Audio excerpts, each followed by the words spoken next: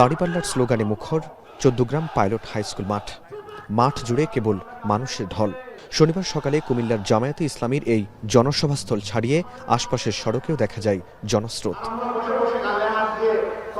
4,21,000 ভোটারের এই কুমিল্লা 11 আসনে এর আগেও জয়লাভ করেছে বাংলাদেশ জামায়াতে ইসলামী।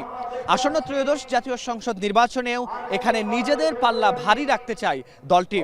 জামায়াতের আমির সহ 11 দলের শীর্ষ নেতারা দাড়িপাল্লার পক্ষে ভোট চেয়ে প্রত্যাশা করছেন আসন্ন নির্বাচনে ন্যায় ও ইনসাফের বিজয় অর্জিত হবে। সারা দেশে মা বোনদের উপর নির্যাতনের ঘটনার নিন্দা জানান বাংলাদেশ খেলাফত মজলিসের আমির আল্লামা মামুনুল হক। বলেন, এবারের নির্বাচনে মানুষ বস্তা পচা পরিবারতন্ত্রকে প্রত্যাখ্যান করবে। এনসিপির আহ্বায়ক নাহিদ ইসলাম বলেন, কোনো আধিপত্যবাদী শক্তি নির্বাচনে হস্তক্ষেপের চেষ্টা করলে তা প্রতিহত করবে দেশের মানুষ। আমরা সরকার গঠন করলে সবচেয়ে বেশি প্রায়োরিটি পাবে জুলাই গণ অভ্যুত্থানের জুলাই খুনিদের বিচার, শরীফ ওসমান হাদির হত্যার বিচার। সেই বিচার আমরা এই বাংলার মাটিতে নিশ্চিত করব ইনশাআল্লাহ।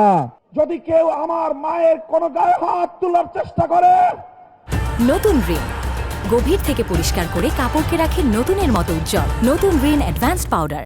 যদি কেউ আমার কোনো বোনের দিকে চোখ তুলিয়ে চোখ বড় করে তাদের দিকে ভিন্ন দৃষ্টিতে তাকাবার দুঃসাহস দেখায়, আমি বলি আমি কোনো আইন মানব না, আমি বিদ্রোহ করব। গোটা বাংলাদেশে আগুন জ্বলবে, আগুন। আমরা মেহমানদেরকে ধন্যবাদ জানাচ্ছি।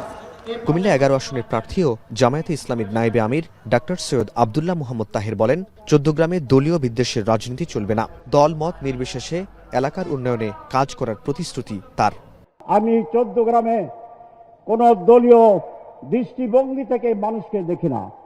এখানে যারা বিএনপি করেন তারা আমার ভাই, এখানে যারা জামায়াত করেন তারা আমার ভাই, এখানে যারা অন্যান্য ইসলামী আন্দোলন করেন তারা আমার ভাই, এখানে যারা অন্য দল করেন তারাও আমার ভাই, আমার প্রতিবেশী। আমরা বিভিন্ন রাজনীতি করার অধিকার সকলের আছে। ডক্টর তাহেরের পক্ষে ভোট চেয়ে জামায়াতের আমির ডক্টর শফিকুর রহমান বলেন, জামায়াত সরকার গঠন করলে চৌদ্দগ্রামের মানুষ মন্ত্রিসভায় একজন সিনিয়র প্রতিনিধি পাবেন। আপনারা যদি ডাক্তার সৈয়দ আব্দুল্লাহ মোহাম্মদ তাহেরের উপর আস্থা রাখেন, তাকে বেছে নেন আপনাদের পবিত্র মূল্যবান ভোটের মাধ্যমে, ইনশাআল্লাহ আমি আল্লাহর পর ভরসা করে বলতে পারি মন্ত্রী পরিষদে একজন সিনিয়র সদস্য এই চৌদ্দগ্রাম পাবে ইনশাআল্লাহ।